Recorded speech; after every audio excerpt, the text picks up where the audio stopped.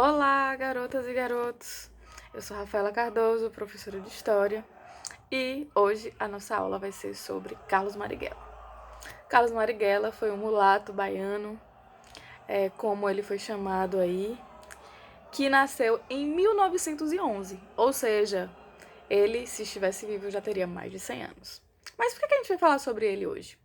No último dia 4, fizeram 50 anos da sua imortalidade. Ele foi assassinado pela ditadura militar, um assunto que a gente já estudou em outras aulas. Marighella nasceu na Bahia, seus avós eram italianos e descendentes de escravizados, e ele pega toda essa tradição aí de luta, tanto do movimento operário quanto do movimento negro, de luta pela abolição.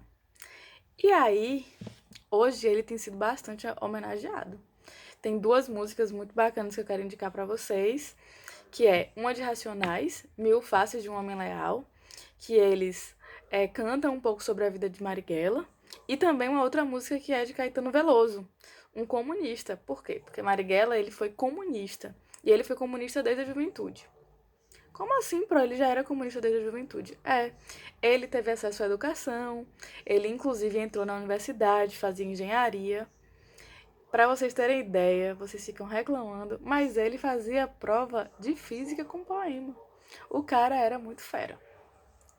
E aí, ele decidiu que dedicaria a vida dele à militância política, à mudança de rumos do país. Por quê? Porque ele viveu sob duas ditaduras. Tanto a do Estado Novo, que ele foi preso durante um tempão, foi torturado, e depois também ele foi perseguido.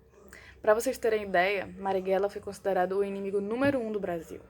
Por quê? Porque ele foi um revolucionário que optou pela luta armada, que foi uma das diferentes formas da resistência contra a ditadura militar no Brasil.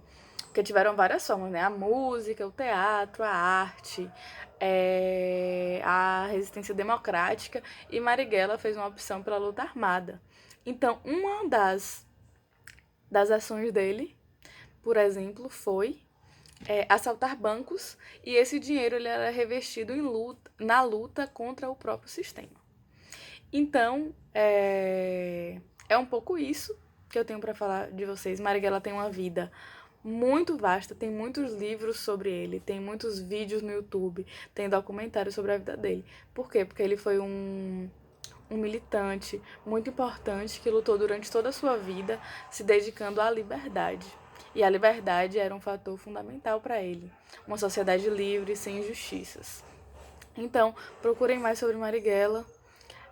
Ele foi um cara super interessante, um jovem muito bacana e que teve sua vida interrompida porque foi assassinado pela ditadura militar porque lutou contra essa ditadura. Então, até a próxima. Um beijão.